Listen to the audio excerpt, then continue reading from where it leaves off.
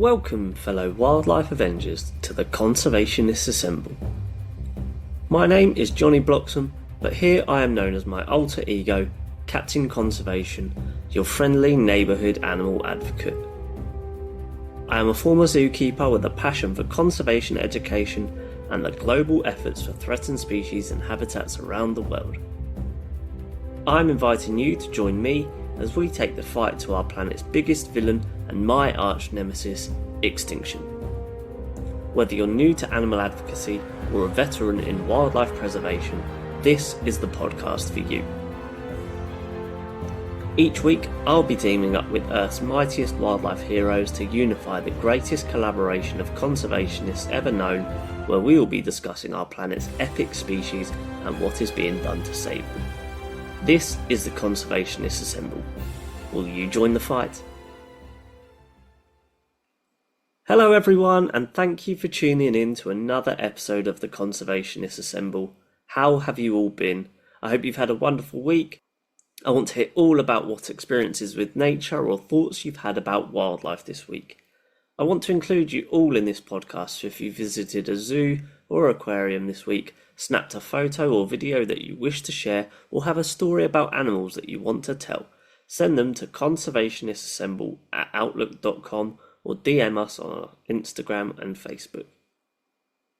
I've made it no secret that aside from raising awareness of our planet's threatened species through uniting with amazing conservationists from around the world, that community is an integral part of my hopes and dreams for the Conservationists Assemble, which is why, week in and week out, I ask and offer for every one of you, the amazing listeners, to share your photos, videos, stories, or experiences of wildlife and your time visiting zoos, as well as your thoughts on the podcast to foster a deeper connection and really make this a podcast for everyone. The importance of community is a sentiment that has been reflected by a number of guests on the podcast, such as Andrea Dempsey in Volume 19 on the Diana monkey and Wapka, and more recently in Volumes 32 and 33 with Matt Ford of the Talarak Foundation on the Visayan warty pig, both of whom expressed the importance of working with and including those who live in country for the preservation of wildlife and a desire to have those exact people leading the conservation efforts for those species in the future. Today's episode is exactly an example of Indigenous peoples being at the helm of conservation. Joining me now is Paul Ledonga, founder and executive director of Save the Beisa Oryx Community Trust, which is currently Africa's only Indigenous pastoralist-led conservation network. I hope you enjoy the episode as Paul guides us through a story driven by a unique grassroots alliance of knowledge and expertise. Paul, welcome to the Conservationists Assemble podcast. Thank you for joining me to talk about this very important topic. So how are you? I'm doing fine. I'm quite fine. Doing well. Yeah, in northern Kenya, Isiolo. I'm glad to hear you're doing well, and I'm very excited for us to unpack everything that we're going to unpack. But before we get into the Beisa Oryx and the Save the Beisa Oryx Community Trust, can you just introduce yourself to our listeners? Tell them a little bit about yourself, please. Thank you so much. My names are Paul Edonga. I come from I was born in Isiolo, that is northern parts of Kenya, and I identify myself as an indigenous pastoralist, and I currently I work in a conservation of endangered species. That due to me growing in these arid lands of Kenya, and also with a lot of multi-dimensional challenges that strike this landscape, caused a sporadic loss of this kind of wildlife. That is in terms of poaching, in terms of hunting, and I found myself trying to see how I can be able to contribute towards conservation, and during in around between 2015, 2018, I took a step, an ambitious step to kind of uh, play a role in conservation of an endangered antelope called Beisa Oryx. Since then, we did a small assessment, and then from there, we were supported by all other partners, international partners like ICN and WCN and the rest. We were able to do an assessment, and the ICN red list did an assessment and also enlisted the Beisa Oryx, this antelope, as endangered. Since then, I continued. I started engaging volunteers, the pastoralists called volunteers, as ambassadors, especially within self-help groups. And since then, I've been working with them, and we kind of legally incorporated this kind of an association into a foundation, a trust. And I've been pushing, trying to develop it into a more stronger conservation network within northern Kenya. Fantastic. Yeah, it's incredibly important, and I think the scope and the transition, or the more we're seeing community-based engagement and the results that they're achieving, is going to make for a very exciting conversation today. But before we get into that, you mentioned that you're working with many species, but specifically the Beisa Oryx that we're here to discuss today. Could you just tell our listeners a little bit about the Beisa Oryx, please? Thank you so much, Johnny. The Beisa Oryx is one of the special antelopes here in East Africa. I can say in East Africa, and it is one of the antelopes that we can say that is deeply rooted into the social cultural realms of the local communities around here, especially the northern Kenya communities, or the nomads, or the pastoralists. One, because of its nature, the social structure. Two, how it has survived. It has survived within the ecosystem, the drylands, the way the pastoralist has been surviving within. The Oryx Beisa is one magnificent animal that we can say, as much as is connected to the social cultural aspect of the Turkana people, of the Borana people, of the Somali people. In a nutshell, we call it in Kiswahili choroa. It's called in Kiswahili choroa. In the Borana language, it's called sala. But when you come now to the scientific name, which is Beisa, Oryx Beisa, which is distinct within two species. That is the Eastern African Oryx, and the infringed ear Oryx. But one common thing is that they have long, straight horns, standing face markings. Basically, these markings run all the way from where the beginning of the horns, through the face to the north, from both sides. The Beisa also you can easily see it because of the coat, the skin coat. The skin color is a bit we can say is light brown, sort of, meaning that you can easily even spot it especially in these dry lands. Okay, it also has black line streaks across the nose, as I've said, the forehead, down its cheeks, then going along the belly on both sides. Then you will see some black marks at the limbs. That is the forelegs here, the chest. You will see some markings. Um, it's a very beautiful animal when you look at it, but though the sensitivity that it is, it's one of the sensitive antelopes that you cannot be able to come closer to. In a slight noise, they just run away. That's why you find the Turkana call it a Moran, a warrior. It's one of the warriors among the Turkana people because of its sensitivity, agility, and also the way it is structured. When it stands, it's so beautiful with the long horns, and you'll find that those patterns really make it elegant when it's moving. That's why you find of among the Boranas they associate with fertility. When there are many around in the landscape, they say that fertility will grow is growing up. Um, you'll find that they really play a very complex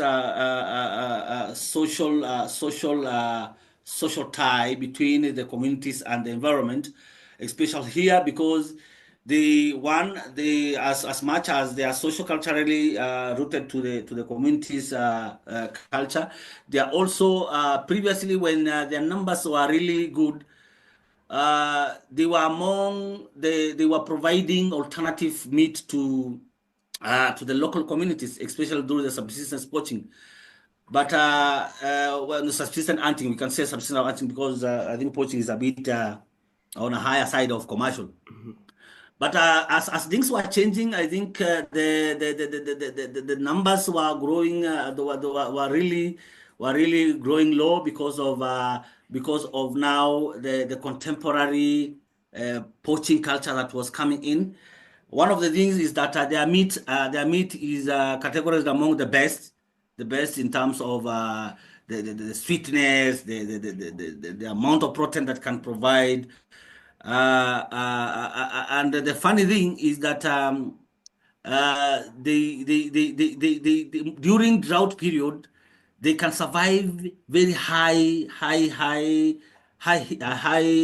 can say hot periods Hmm. by raising their body temperatures to more than 45 degrees. And then they have a certain gland that basically cools their brain during that time. That's why you find that they can be able to survive in very, very dry, especially the northern sides of the equator. They can survive for a longer period. And in very, very severe droughts, like the 2021, 2022 drought that we experienced, we really lost like almost 40 to 40% of the remaining number that was there. But most of the numbers that were lost were, we can say, they were the young calves, Sure. the young adult calves. But most of the other bigger ones survived because of they usually tend to eat a poisonous tree called adenas. This Right. poisonous tube as a sort of healing effect to their body in terms of surviving starvation and drought periods. And it is so interesting that even during those times, that's why we realized that the reason that's why these areas, these Ngaremara, these Buffalo Springs, Samburu Park, Meru conservation areas, Shaba, and the rest, the reason that's why they are one of the best habitats for this, or one of the only world habitats where you can find these species in bigger numbers is because of this Adenas tree is in plenty in these areas. It is in plenty in these areas, though also it's like the human being started to discover and they want to explore why is this animal eating when during starvation and during drought period they eat this tree and survive. Mm. They are also trying to explore slowly by slowly. Going directly to the specifics of this antelope, this majestic antelope. One is a mammal, and we can say it's an herbivorous. It's a grazer. It can survive for a period of around 15 to 20 years. A mature male or a mature female can range between at least 5 to 10 years. The conservation status in terms of ICN, it is critically endangered, especially during this period after being registered as endangered. It kind of lost lost. It's we can say there were no quick responses in terms of conserving this or protecting this animal. The only place that where the conservation actions were going on were at the level of the conservancies, especially Nakuprato Goat Community Conservancy, and you'll find that they were not as such. We cannot say we can say they were not dedicated. The conservation actions were not dedicated to them themselves, but it was a multi-species conservation kind of an action within these conservancies, and you'll find that you could not be specific in terms of the impact. But now in 2021, we when I came around, we pioneered an IUCN SOS initiative that I led within Nakuprat Goat Conservancies and also Shaba Reserve, Buffalo Springs and Samburu, to see how we can be able. We kind of tested some of the actions that were integrated within the Nakuprat Community Conservancies, but specifically for these species. And slowly after the test, that's where Save Beisa Oryx Community Foundation came up after successful pioneering of these actions, and you'll find that but during this time, because of now there was that autonomy of the conservancy, the autonomy of the foundation, not very stringent kind of conservation actions were in place, and we can say regionally. It is really we can say it is endangered at the level of ICN, but regionally it's critically endangered because up to date we have not had like very stringent, very practical actions within the ground that are specifically for them. Just to finalize, in terms of weight, if you see the weight of this animal, they range between 150 to around 200 kilograms. That's a male, a big male. Female, you will find them at around 116 to around 200 kilograms too. In terms of height, they stand around 1 meter. We can say 1 meter, 1.5. Some of them 1.5, 1 meter, something like that. And typically, you will find them in a herds of around 20 to around 60 individuals. We in the same landscape. That's why you'll find that in our conservation monitoring the population ad sites, you will find that we have categorized them into ads. You'll find there is a Nakuprat herd. You'll find there is a Joyce Camp herd. You'll find there is the airstrip camp. You'll find there is the Shaba camp, the Shaba herd. You'll find there is a Turbe herd, and you'll find these herds are in numbers. You'll find some of them have 55, some of them 20 or 30. But when it came in, it was really difficult because their numbers were very low. You'll find some of these ads have like maybe 15.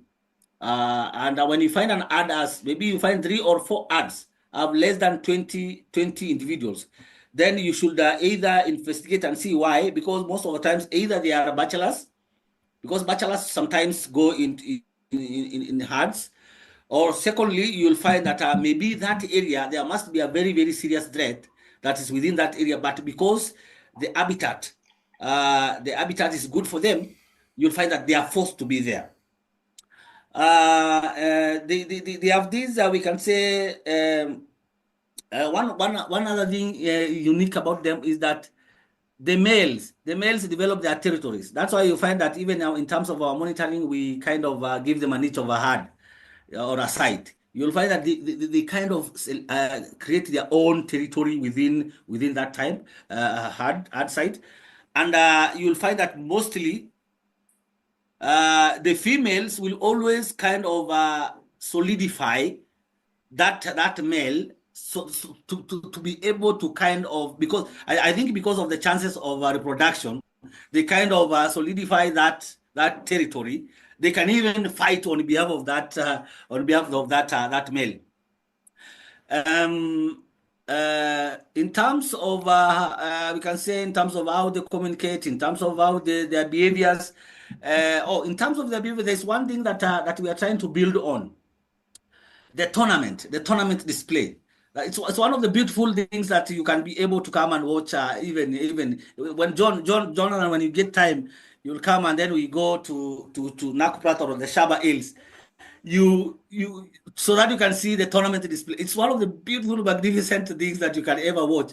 The way they are running around, especially when they're running around, they're cycling the hard. They move the hard, they synchronize the movement of their arms, that display of the male so that they can win the female. Uh, it's something that we are building in, especially because okay, during this running round, they kind of try to to slow down the ad so that to center the female that they want to they want to reproduce with to center in the middle. Now during this running up and down and movement, especially the synchronization of the arms, especially the running, the movement. Hey, my friend, is one of the things that it's one of the beautiful things that we really think that it's a behavior. During mating period. That does sound fantastic, and yeah, I'd absolutely love to come out to Kenya and see that one day. Yeah. And mostly this endangered species it previously was found throughout the northern eastern Africa. That's why you'll hear especially northern Sudan, Ethiopia, and northern Kenya. As their numbers continue dwindling, uh, Johnny, I think it's one of the antelopes that are really faced serious poaching, rapid hunting, and also especially the gaming and the game trophies, especially that has been happening in the 1980s, the late 80s. It is one of the up to date, especially when now things are changing. There is this contemporary wildlife trafficking that is happening. When the conservation of other endangered species like the gravy zebra, like the rhino, the lion, when their conservation actions were stringent, when they were like, for example, we have the gravy zebra, we have both actions at the conservation, at the reserves and the parks, and also we have a dedicated organization that is basically saving them. We have the Save the Elephant, who are dedicated on saving the elephants. Now, it happened during the 90s. Uh, the poachers changed their way, their poaching styles. Rather than, because now they have seen that the conservation of elephants and the rest is becoming strict of these trophy animals, they now turned to Beisa Oryx. When they turn to Beisa Oryx, when you had on top of these meats, that their meat is sweet, their meat is can be able can heal libido, can heighten libidos. Their meat is can heal arthritis. Their meat can also be because of the association with those kind of meats, their numbers really were poached. That's why you find the small scale motorbikes that are growing in numbers around also increase, because these guys can be able now to maneuver within these landscapes, within these bushes. And now you find out these poachers or these international poachers are using now the community members as middlemen. You'll find that now their numbers really grew in terms, no, went down. The population went down in terms of the numbers because of that poaching and that hunting.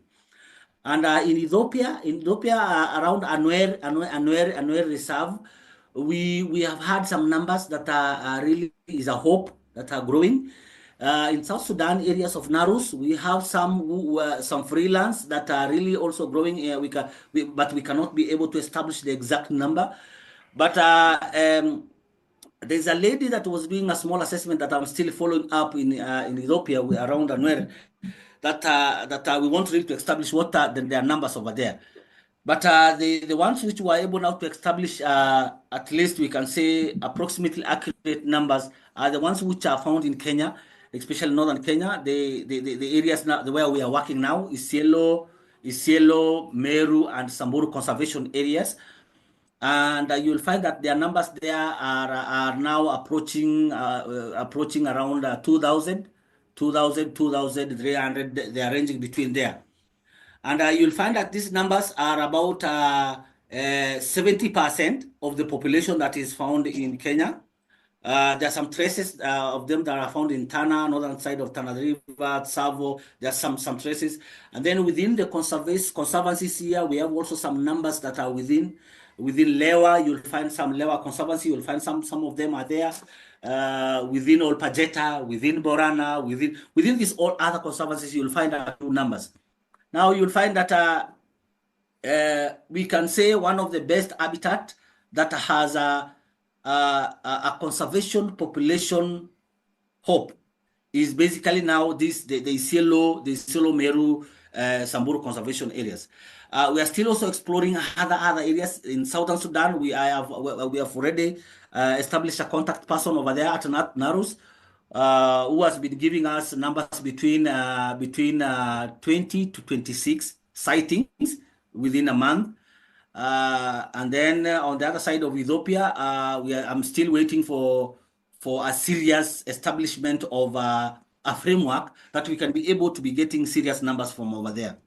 Now we can say that in terms of their range and in terms of their habitat, globally, it is only the Kenya, Tanzania, and the Ethiopian South Sudan where we can be able to get now these few numbers.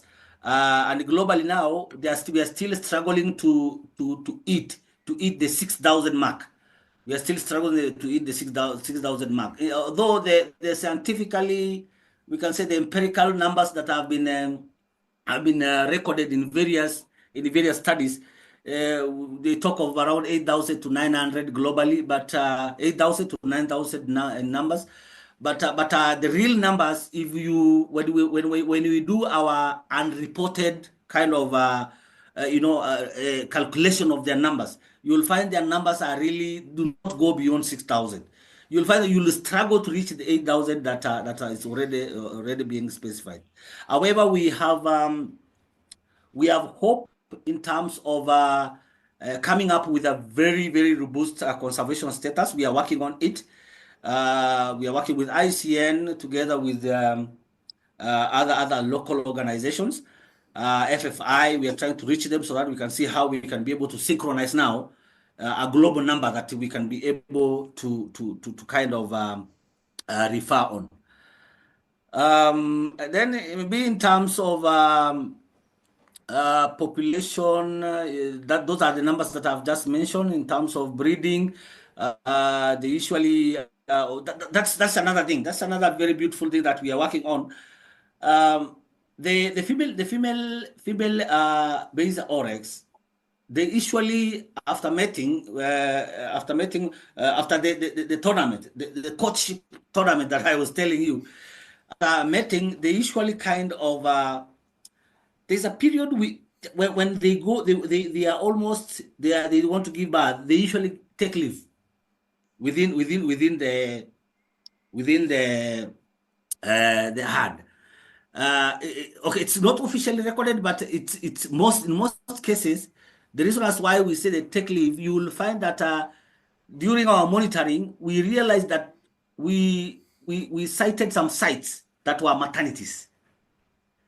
And these maternities, the reason that's why we are really focused within Nakupra to go to community conservancy is because within those settlements that are there, we have some acacia trees forest that are basically maternity of this Beisa Oryx. What they do, they give birth and they kind of arrange a schedule where each female will come and lactate these calves, because within 2 to 3 weeks or 2 to 4 weeks after birth, that is the time that they start growing their horns, the calves, and that's the time that they can be brought outside to the landscape. But before that, they are hidden together in one nursery, and one of the things that they depend on is their camouflage. When they are immediately born like this, they just get inside, because now the soils around here are almost their color. The dry grass is almost their color. It's very hard to see them. But you'll find that they are, the most unique thing is that you'll find them in one area or one region, and we call it maternities. But sometimes they shift. They shift when they come and they smell around, and they smell maybe something different. The smell of a human being, the smell of other predators. They kind of change the area, the maternity very easily. But one unique thing is that they take care of their cows together. The one or two of them take care of the cows. They kind of lactate them when the other mothers are grazing. And in a nutshell, we can say that in terms of gestation period, it's around 250 days. Just the gestation period, that is the pregnancy. 200 to around 250, 250 to around 259 days, which is basically that's where they are able to give birth. You can easily find them within these landscapes of Isiolo, Samburu, and Meru. I know they are very fast. They run. You cannot be able to come closer. But we have established spotting. We have established what we call spotting, ranger spotting or scout spotting. These spotting are basically where we kind of very early in the morning, the rangers go or the scouts go where they drink water with cameras, and then it is during those times when they are coming to drink, we can be able to observe them. There are so many other actions within our program, especially the ambassadors actions. The ambassadors are spread across all landscapes. We are talking about over 700 members of our self-help groups who are basically also giving us some reports. Some of them have roots within the villages and the settlements. Some will pass during the night. They pass there when they are going to either they are going back to the parks, or they are going to graze. Yeah, maybe I don't know, unless maybe there's something else I've forgotten. But I think in a nutshell, that's an overview of this beautiful animal that we believe that if it's not protected, we might lose them. Great. I think you've given us a fantastic insight into what the bees or oryx are about, but also the cultural significance of this animal coexisting alongside the local communities. And I think it's a very exciting thing to hear about how these people that are deep rooted within the landscape are coexisting and sharing that habitat alongside these animals, and it absolutely then solidifies their role within conserving them going forward. To understand the conservation actions taking place for the Beisa Oryx, we first need to understand how Save the Beisa Oryx Community Trust started. So Paul, can you please tell us about the organisation and how it's developed throughout its existence? Yeah, thank you so much, John, for that question. As I had said, we ICN SOS African Wildlife Initiative in around 2020 to 2021. After I led the process. Okay, I was involved in the process of the assessment around 2018. With the FFI, NRT, and ICN then, and KWS, Kenya Wildlife Service, with the local community, we were able to do now this assessment after really an uproar from the stakeholders, the conservation stakeholders in northern Kenya, that hey, this animal, we are losing this animal. their numbers are dwindling so fast. The numbers of bushmeat that is being arrested, the numbers of people who are arrested eating their meat, the numbers of the egg, especially the egg, because their egg is really, so many people like their egg because of this, of the long arms. And we kind of uh, I kind of pitched a proposal to ICN after them doing the assessment, and they funded a project at within Nakuprat Goat Community Conservancy in northern Kenya, where we kind of did now a sort of a pioneering a recovery action for these for Beisa Oryx. Together with a partnership of FFI, ICN, European Union, together with me and the Conservancy, we pioneered this action for a period of 2 years, that is 2020 to 2021. Then in 2021, we can say 2022, that is the time now the drought heightened. It was really funny that immediately after the end of the pioneering project of ICN, the drought started eating very hard the region. That means their numbers now starting going down because of the death, starvation, and also lack of water. Now it was now in 2022, during after just immediately after this project, the stakeholders within the area, we had a meeting on 17th of May, that is 2022, and we decided, we made a decision, and we said, okay, we need a new mechanism that will specifically focus on how to be able to save Beisa Oryx now, because their numbers now will go lower because of now this drought. And despite that, there were a lot of uproar from also the local stakeholders that there were also other antelopes that other local antelopes like the Jerenuk, like the Gandas Dik Dik, like the Kaks Dik Dik. All of them were really facing rapid hunting and rapid poaching, because we all of us we agreed that and said, okay, this is happening because now these other trophy wildlife like the elephant and the lion and the rest, we have very stringent mechanisms, and now because now antelopes we do not have any mechanism, we really need a mechanism. That's why I took this ambitious step and then formulated the Save Beisa Oryx Community Foundation. And after establishing it, we kind of had an agreement with Nakuprat Goat Community Conservancy, which is basically a we have representative of the local communities through their board members, who basically we co-opted them as our board members, the board members of our new foundation. Then it is from there now we were able to get some funding from I was able to talk to WCN, Wildlife Conservation Network, who basically again funded us, so that now we can specifically now kind of pioneer now the recovery actions that we kind of piloted during the ICN project. And it is during this time that we were able now to kind of now orient our work now within Isiolo, Samburu, Meru conservation areas. And during this time, I designed the foundation as an indigenous-led conservation network of grassroots alliances. By that time, we started with around 12 self-help groups. But it grew slowly by slowly. We have now the first contact of around 48 self-help groups, of pastoralist ambassadors and volunteers, with over 764 members each within those self-help groups.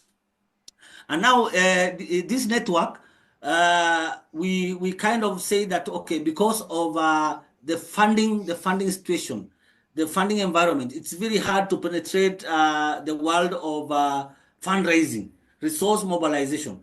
What we said, we will continue working with the conservancies, the local conservancies. And secondly, we will leverage the community volunteerism spirit, where now we kind of established slowly by slowly. I went talking to a few specialists and elites within the landscape, some friends, some family members, some people around the settlements, And I was able to develop, to convene around 10 to 11 experts who we have been working together in a frontier basis to be able to establish a more robust framework. Now, during 2022, the WCN support was able to help us establish our stewardship framework of citizen science, especially, and also doing some small species range evolutionary studies for seeing how we can be able to measure the numbers of this antelope. And also, we established another robust, very comprehensive, collaborative data collection process, which we integrated both our local way of collecting data, that is the sighting and the rest, with the wildlife conservancy monitoring system, together with we have some local organizations that were doing the smart wildlife monitoring. They were using that hub, but that time, because now in terms of technology, the place is still down. We had to continue using the sighting, because it's paper. We're using the paper. That means when you sight, you take the color, the numbers of the ad, something like that. And it was now during that time, the support also, we were able to establish around 13 sites, where now, we were able to pioneer the supplementary feeding, because of now the harshness of the drought. Because of the harshness of the drought, most of these wildlife, or these species, especially the Beisa Oryx, we were losing them in bigger number. We are now to establish those sites where we were dropping. We bought that's grass pasture from Mount Kenya regions, and we were kind of distributing every morning. In 2 weeks' time, not in 1 week, we were distributing once. We distribute in these sites. We kind of spread those grass in those sites so that they come and feed. And for that period of around 6 months, we were able, because the numbers that we were targeting there, we were targeting around 622, who were spread across those 13 sites, from Buffalo Springs Parks, Shaba Reserve, Nakuprata Goat Community Conservancy, Samburu Park, and some parts of Meru Park. And those sites, we were able to recover at least almost 90, you can say 95%, because within the 13 sites, we had around 460 that we were targeting, and we were able to recover around 390 something. And the bigger landscape, when we're talking of around the 600 and something that we are targeting, we were able to recover around 549, which by now has really grown, because in the old landscape we are talking of around 2,000 and something that I mentioned. And slowly by slowly, after doing that, that structuring of the organization, or the Save Beisa Oryx Community Foundation, we structured, and the ambassadors, we were able now to train them. The 364 that we started with, we trained some of them on how to be able to be sighting, and also advocate for conservation of this animal. And then we can say by that time, these all synchronized activities were able, for the first time, to result to around 15% annual increase of the population numbers of these Beisa Oryx. Because by 2022, we moved from 800 sighted individuals to around 900 and something. And then in 2023, it shot. The presence of this new mechanism, the presence of Save Beisa Oryx Community Foundation, we were able to, it shot from 900 to around 1,200 and something. 1,200, the 1,200 numbers are specifically within the corridor, or within those sites that I have mentioned. But when you add now other numbers that we usually receive from other conservancies, that's why it goes around 2,000 and something. And now, we were able now, mid 2023, I established a recovery action strategic plan that we are yet to validate, and also we are yet to employ it into a critical stakeholder review meeting. This is because we have had a lot of challenges in terms of resource gaps, so that we can. But the recovery plan is integrated into our strategic plan. And slowly by slowly, we now started establishing and assembling kind of information. And this information is information not only for Beisa Oryx, but also for other dependent wildlife. Because one thing, Johnny, that we came to realize during the pioneering action is that slowly by slowly, the grazing patterns of wildlife within the protected areas were changing. And the funny thing is that the one of the, we can say, the lead species, wildlife species, is the oryx. You'll find that previously we were talking about 70% of animals are found nowadays outside the protected areas, but slowly but slowly their numbers are eating 80, 90%. Because during droughts, most of them move out of the protected areas, come to settlement areas, near settlement areas where they can be able to find water, where some of them are, some of them come even directly where they found maybe some previously some feeding, especially the sites that we are talking about. If, for example, you go now to those sites, now you will find them there. That's why you find that what we had to do, we kind of started what we call bunching program within those sites. Kind of we protected the grass around that area where we were dropping our feeding. We protected that area so that when during drought period we open, you'll find the grass has grown over there. And slowly by slowly, we were able to integrate our actions now with the national and international organization like the KWS. We started working together, kind of establish a framework. And now slowly by slowly, also the Conservancy, and I'm not go to community Conservancy, felt like we felt together. We felt like it is good for the foundation to be autonomous, so that because of the funding issue, when the Conservancy does not have funds, it means that even the program collapses. Now we have to make it autonomous so that we can be able to fundraise, so that we can be able to reach out to more bigger audience, and also support also the Conservancy and also other neighboring conservancies. Now, we had a discussion with ICN Red List, where we were able even to share with them some of our reports. One of the things that I can say was an achievement, I was co-opted as one of the members of the ICN Global Species Survival Commission, which basically drew this achievement. And then we were able now, the same Beisa Community Trust, we kind of oriented our work and to ensure that it enhances community collective action towards the conservation of these endangered Beisa oryx, other threatened antelopes, and also empowering pastoral community livelihood within the northern Kenya. Despite our orientation now within Isiolo community, Isiolo, Meru, and Samburu, we are still targeting even the Wajiri because we have a sort of a satellite reporting point there.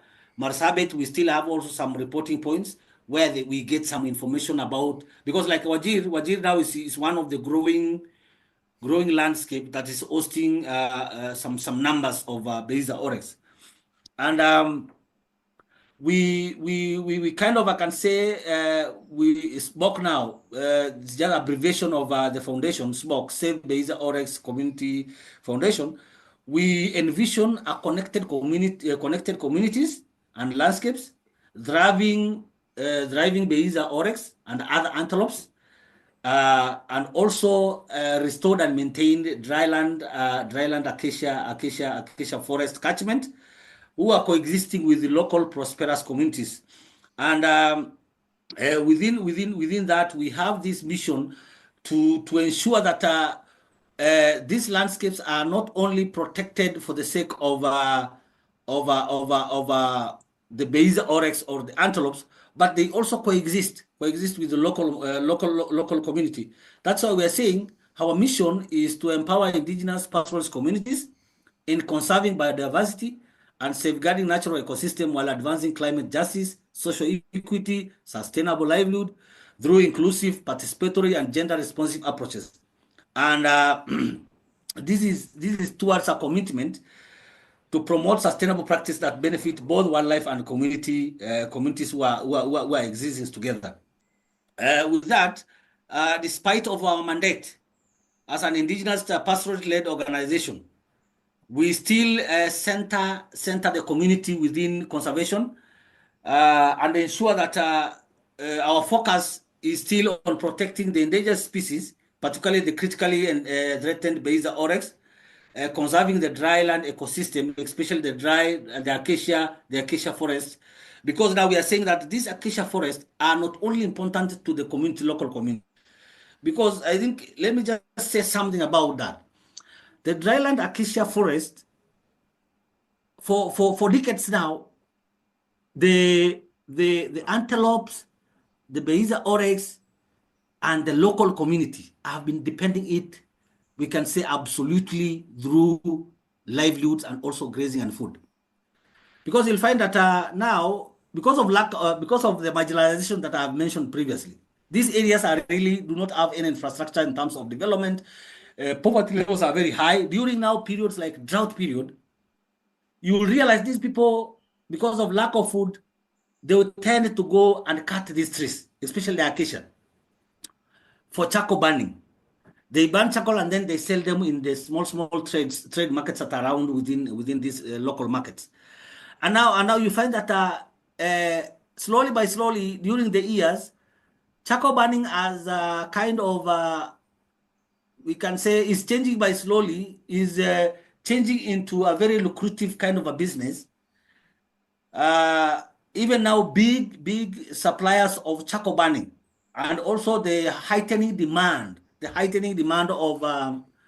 of energy within urban centers like Isilo town, like Nanyuki, like Nairobi, and the rest. You'll find that when the demand is high, becoming high, now these big suppliers and the big boys in the market, we call them like that, they come now, they use now our local small boys who are now becoming efficient and effective in charcoal burning through the motorbikes that are mentioned. They utilize now these boys because they can be able to evade now the barriers, the police barriers. They can be able to evade the authority very easily with using these motorbikes. And they use these boys now to kind of hunt now in big numbers. Big numbers of trees are being fallen down. We can say huge numbers of charcoal, huge numbers of sacks of charcoal are coming from there to be able to supply now the big market. And now you find that this is depleting the habitat, the homes for these Beisa oryx. It's depleting this acacia tree that these communities depend during drought period, because you find these communities, they have some traditional laws, traditional practices of cutting trees. You cannot just go and then when you see a tree around a place, you just cut it and then you burn charcoal burning. When you cut it, you will be employed you will undergo a very serious process. You'll have to plant a tree there. You'll have to make sure that you water that tree. You'll pay a goat or a cow, and also you might even be taken to court. And you find that they say, okay, during this time, we want you guys, if you want to cut any tree, we want you to cut this section. And now, you can say, luckily enough, in quotes, they will put the prosopis, the acacia prosopis, this very invasive tree. We call it in Kenya madenge. There's an invasive tree that is growing very fast in these areas of ours. Now, as really kind of complemented now the cutting of this, the cutting down of this acacia tree, and now we are saying, okay, rather than cutting trees, this acacia tree that provides our wildlife with pods, because these pods, they eat the pods from this acacia tree, provides our wildlife, our livestock, our animals. They are provided with these pods from this tree. They provide shade. They break wind. They kind of even store. They store water and also attract rain. And they are also in terms of the leaves. Their leaves also provide food for livestock and also animals. Now we tell them, please let's restore land and also cut these acacia prophysis. Uh, we cut them down, or the madenge, we cut them down, and now we use it for charcoal burning. And now, when maybe you have a bigger problem, when we are saying, okay, maybe you want to cut this tree, please let us know why the reasons as why you want to cut that tree down. Because some of them are maybe, so most of them, the elephants maybe sometimes they fell them down, and we ask them, okay, we can permit you to continue using it.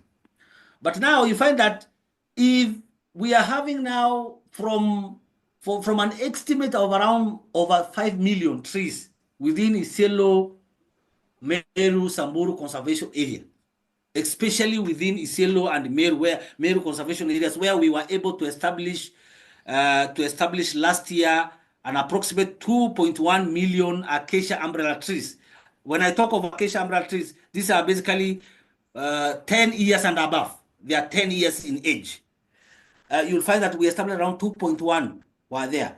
But in around mid 90s, we had around 5 million.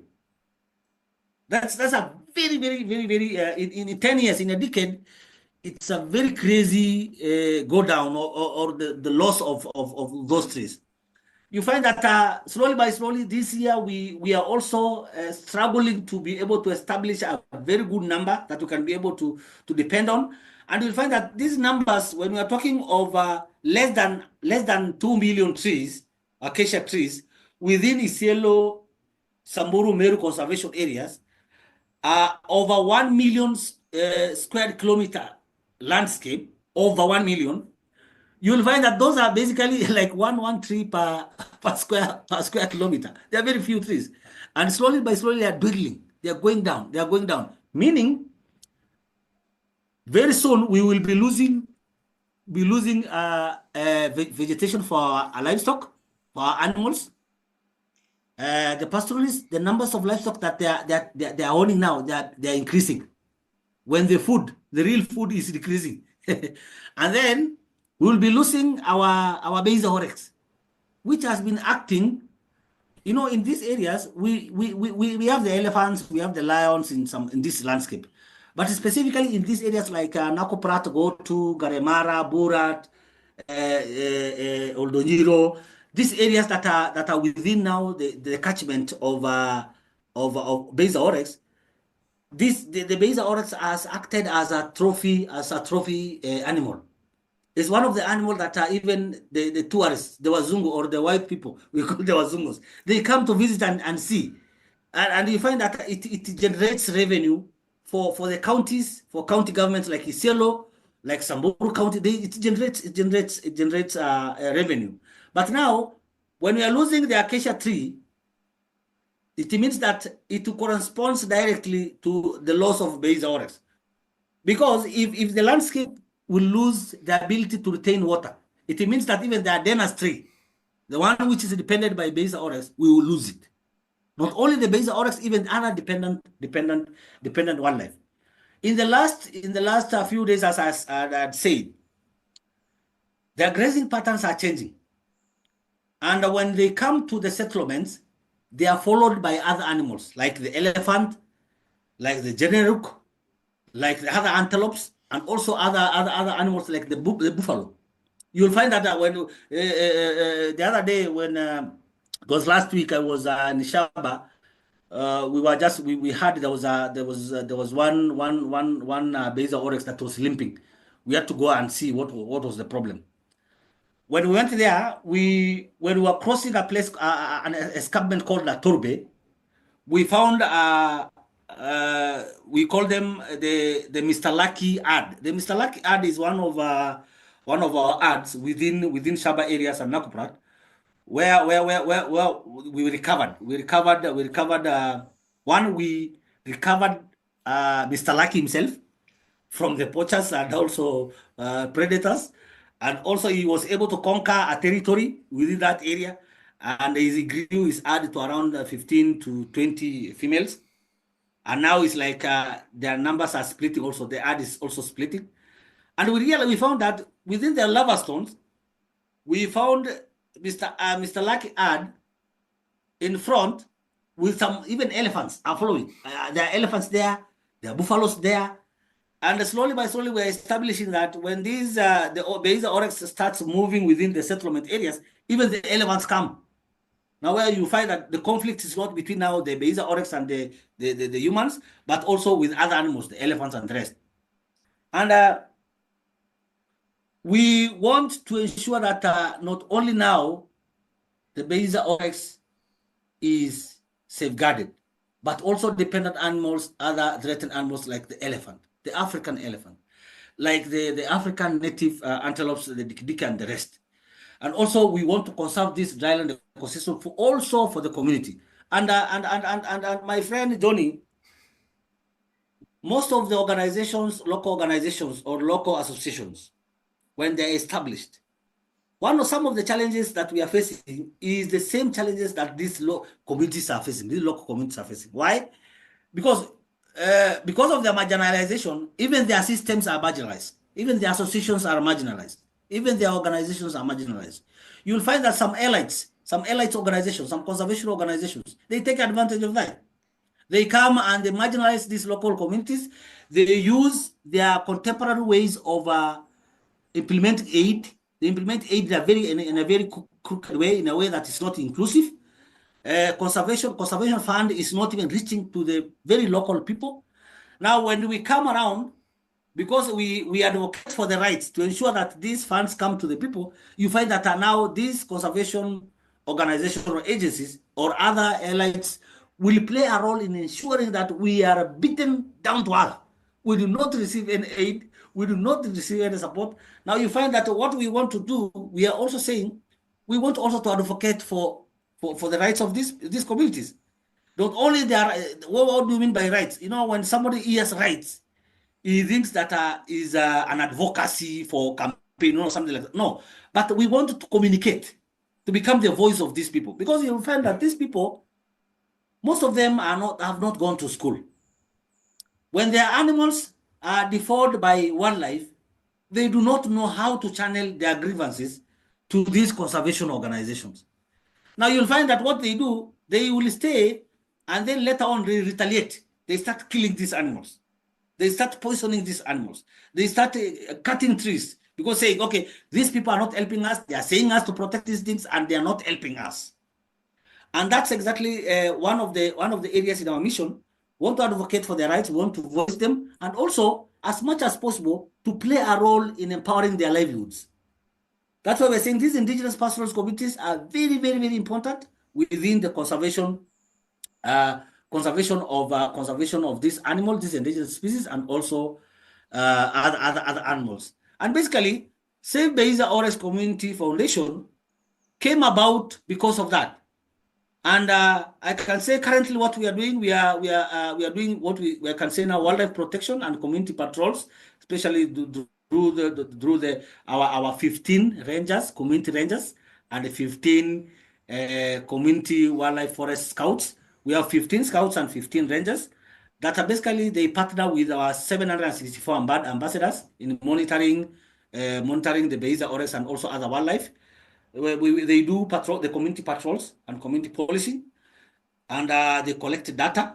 What we have had difficulties of kind of training them on specialized techniques and policies and other procedures. But there's hope in the tunnel. We had a discussion with one of our friend in the US who said that they usually offer training to community rangers and community scouts on conservation, and they hope to schedule something at a time they can come and train our scouts and rangers.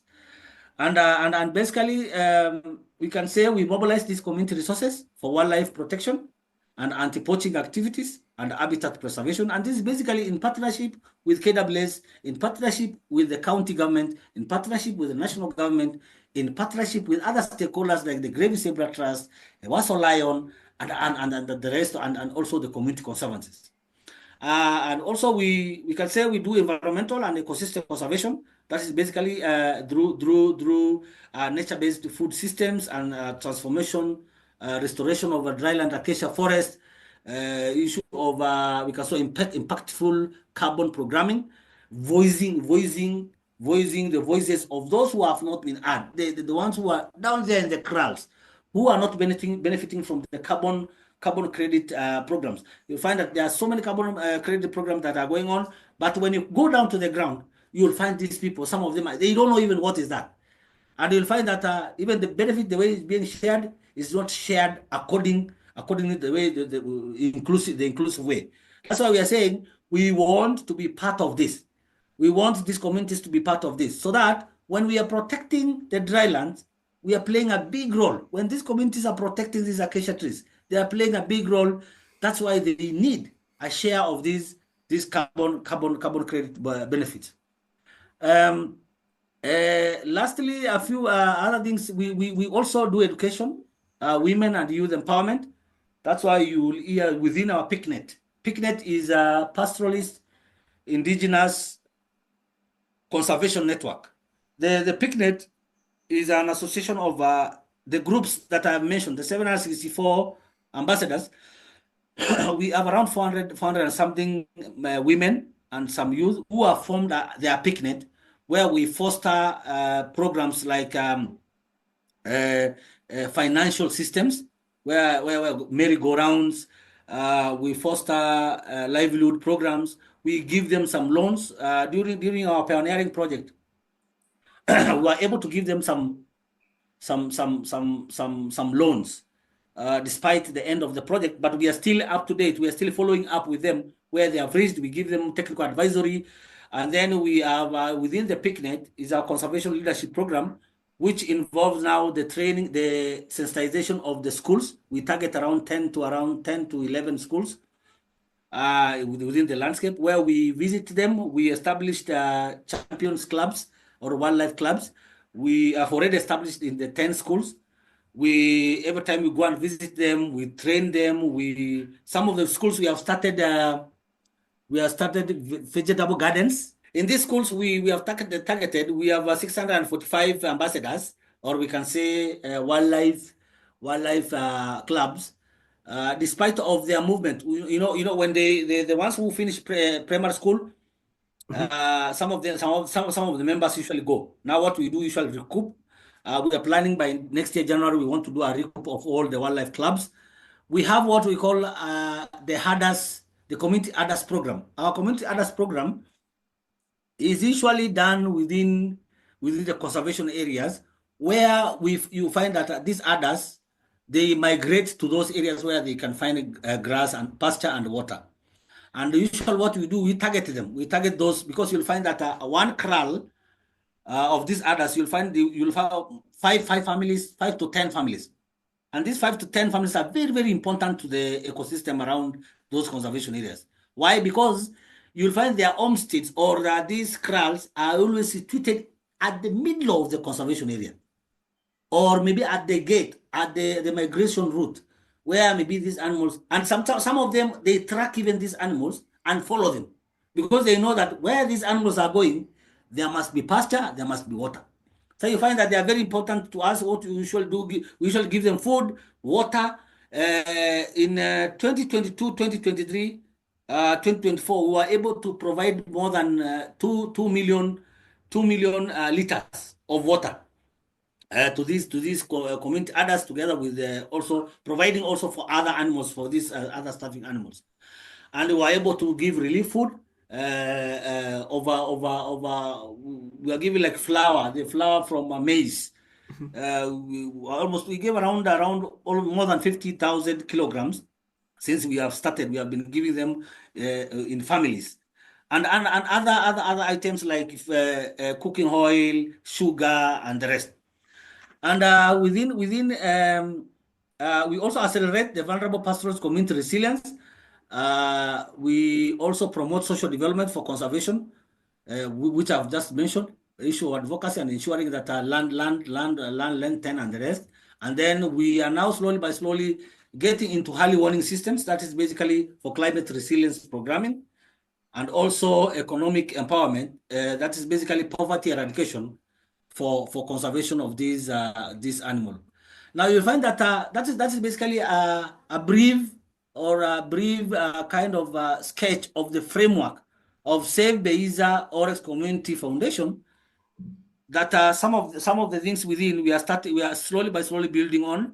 That we believe that when we kind of get support externally and internally, we can be able to improve.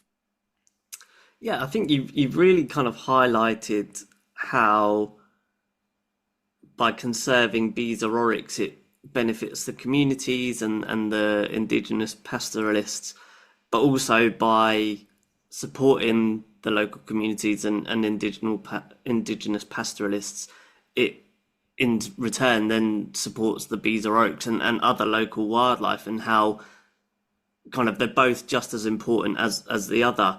So in terms of talking about the external support, how can everyone get involved with supporting the Save the Bees or Oryx community trust? Now we can say Beisa Oryx is basically we are an open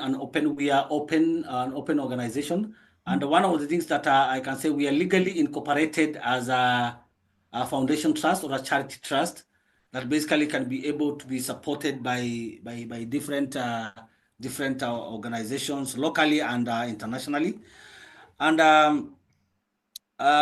where we are looking, we want to establish, we have already established an open collaborative kind of an action where you can be able to get us in social media and also other website.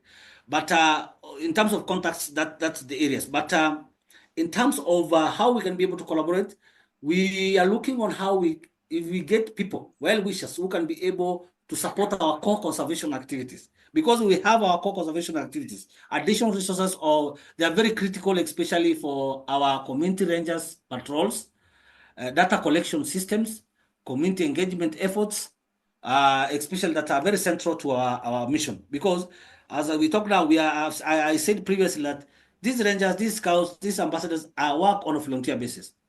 Our 16-man volunteer staff are basically professional. Some of them are professional. Some of them are graduates from high school or no, universities, who are basically, they want to volunteer in these things. You'll find that they do these things out of volunteerism. And what we have been saying, if we collaborate with other organizations, other stakeholders, other partners, we need those support so that we can support these volunteers to continue doing this good job. To date, we are trying also slowly to get into utilization of these high-level conservation technology hubs.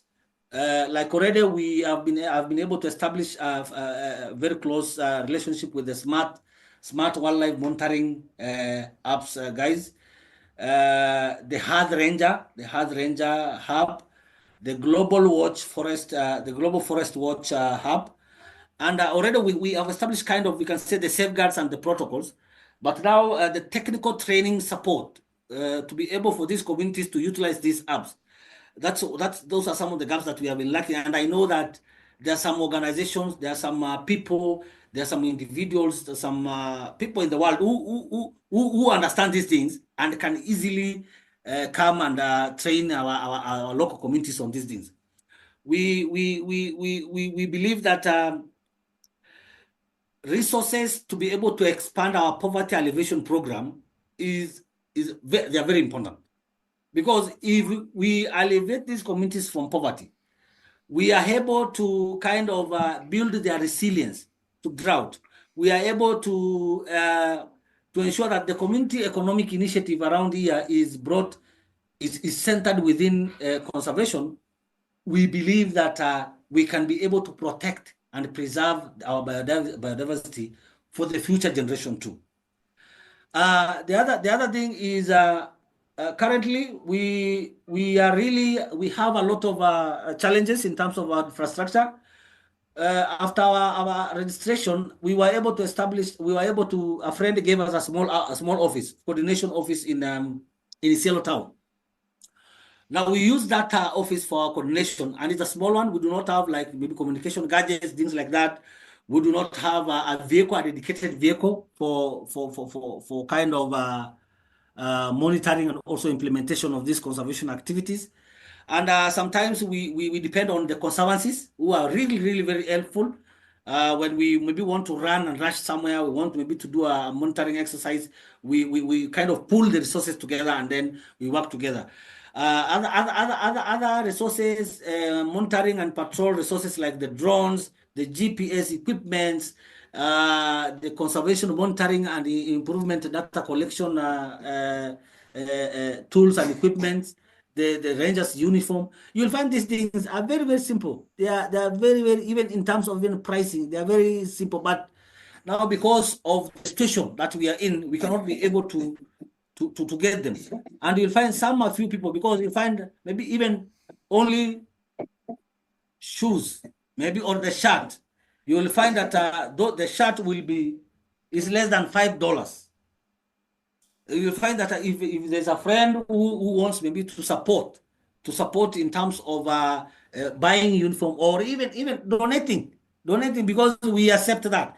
And we are establishing slowly a partnership with the Wildlife Conservation Network and Wildlife Conservation Society, where we can be able to, we would like them to host our direct donation kind of a platform, where they can be able to support us in terms of sharing our information, and also getting donation directly, so that it can reach us. Because maybe in terms of how donations can reach, especially tangible, the items we would not have that capacity.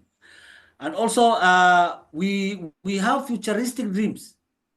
We want to collaborate with funders and also other conservation organizations within what we call our core investment blended financing platform. Our core investment blended financing platform is a platform that integrates three components. The first component is capacity building of Save Beisa Oryx Community Foundation in terms of implementing these actions. The second component is basically targeting now the local pastoral community. More than 5,000. We are targeting more than 5,000 community members in terms of livelihood activities, and in terms of infrastructure, so that these communities can be able grow up or come up in terms of socio-economic. Because at the end of the day, as I've said previously, some of the activities that we want to employ are entrepreneurship. We have what we call sustainable tourism, and we have what we call indigenous tourism initiatives, where now these communities are able, individuals make beads, individuals make artifacts, traditional artifacts, and these traditional artifacts are basically they sell them within these conservation areas. And you find now at the end of the day, these conservation areas, as we are talking about, when these visitors come, it is these communities who are basically sometimes serve them even in these tourism facilities. Now you find that we are trying to ensure that this comprehensive program, can be able to help. The co-investment blended financing program is just an ambitious framework that we have we previously established with WCN and WCS, and kind of is a long-term investment program where we want to support the establishment of some hotels within these conservancies and also the conservation areas and the parks. We want to capacity build now Beisa Oryx Community Foundation by building what we call a coordination community office. It's sort of an office, but we want to integrate to ensure that it has a civilian training center, where we are training these communities as rangers and scouts. We want to have a sort of our offices now for coordination of the ambassadors, scouts, and rangers. We want to have now like the quotas for our staff and also for the rangers and the scouts. We want within there to have a communication room where we can be able to coordinate the information that's coming from the ambassadors and the scouts, the conservancies rangers, the parks rangers, and also other community members who are bringing the information. And we want to have this a center as a center that will coordinate that information and also have regional coordination and analysis and consolidation of this information. And basically within the same framework, we want to see how we can be able to expand now the program, because slowly by slowly the Kenya government also is embracing single species conservation that can be able to benefit other species and benefit also the community. Because you'll find that when we focus on a recovery action, the recovery action builds more into single species, which can be able to be translated to other. You'll find that this translates a single species conservation process can get into dependent support and also local community support. Having multi-species, when you're having multi-species conservation or recovery action, it tends to an extent that it will happen to what happened to us. What happened to us is that when we were doing this together with the Nakuprato Goat Community Conservancy, their focus was on multi-species, and our focus was on Beisa Oryx. We couldn't meet. Our point couldn't meet because you'll find that the conservancy, his mission is on a bigger scale of a multi-species, and our mission is on these species. You find that they will prefer just to run that program, but to leave this one, the single species first, so that they can continue. You find now, even in terms of resource allocation and the rest, even in terms of support from outside, it becomes very hard to specify the area of support you can be able to support this organization or this multi-species. Now you find that we want to see that framework is scaled up to Ethiopia, is scaled up to Southern Sudan, is scaled up to East Africa, not only in terms of even the species himself, but within this dream that I've always had. I've always had this dream of, we really want to bring this campaign back, the campaign of saving the species of high importance to the local communities and to the local ecosystem. These species of high importance are species that contribute directly to the food, to that plate at the table. The species that contribute directly to revenue of supporting maybe the poor ones.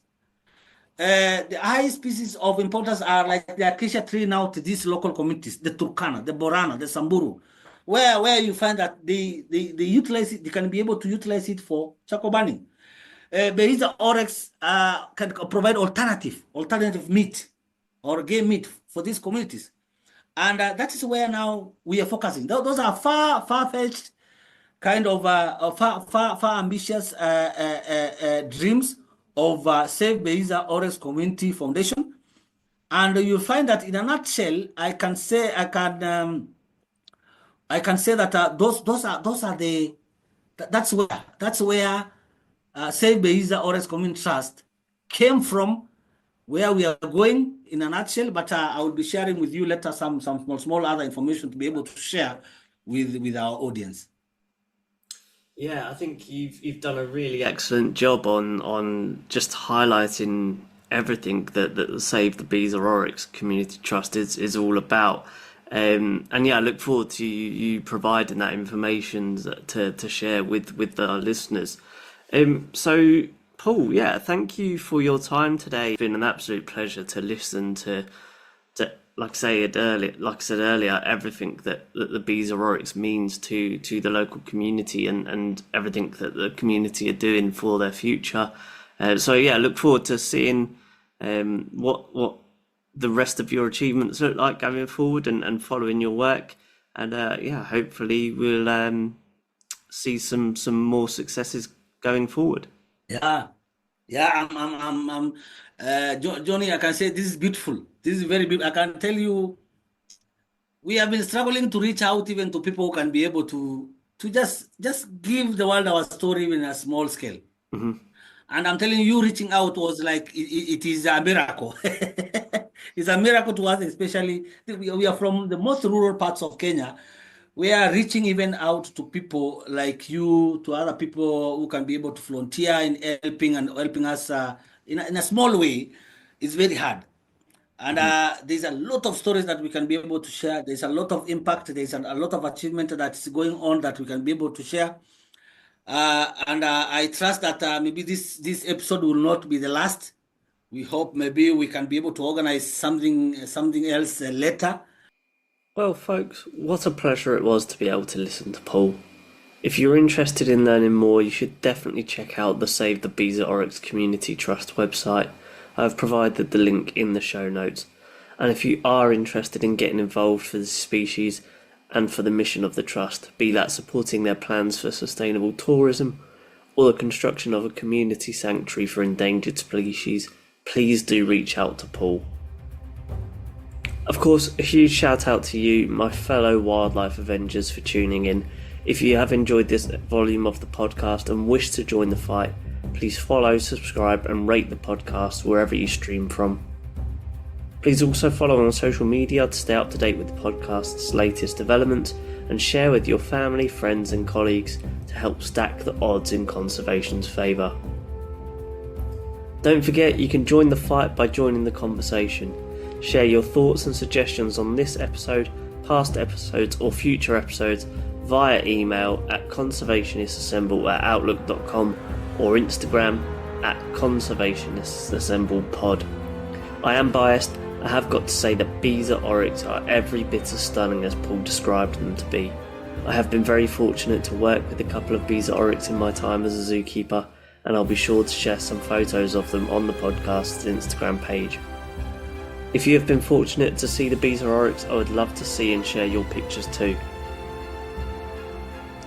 Be sure to tune in to next week's fantastic episode. Until then, this is Captain Conservation signing off, over and out.